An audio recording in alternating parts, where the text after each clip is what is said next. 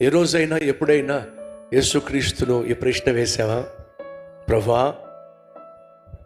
నువ్వు బహు పరిశుద్ధుడు కదా, నువ్వు బహు సౌందర్యము కలిగిన వాడివి కదా, 10,000ల్లో అతి ప్రియమైన వాడివి, బహుకాంక్షణీయుడు కదా. ప్రభువా, నీ హృదయంలో, నీ గుండెల్లో ఎవరున్నారు ప్రభువా అని ఒకవేళ నువ్వు ప్రశ్నిస్తే ప్రభు ఏమంటాడో తెలుసా? నువ్వు దగ్గరగా వచ్చి నా కళ్ళల్లో కళ్ళు పెట్టి చూడు. నా కళ్ళల్లో ఎవరైతే నీకు కనిపిస్తారో వారే నా గుండెల్లో ఉన్నారు. ఇప్పుడు చెప్పండి, నువ్వు యేసయ్యకు దగ్గరగా దగ్గరగా దగ్గరగా ఎంత దగ్గరగా వస్తే అంత స్పష్టంగా నీకు అర్థమవుతుంది యేసయ్య గుండె నిండా నువ్వే ఉన్నావని, నువ్వే ఉంటావని.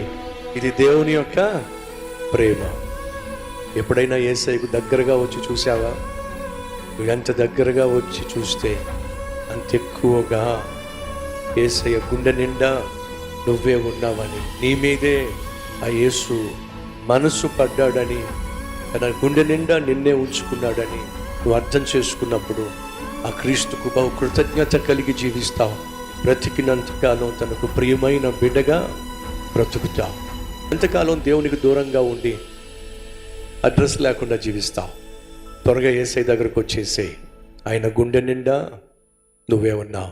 త్వరగా రావాలని ఆయన ఆశిస్తున్నాడు.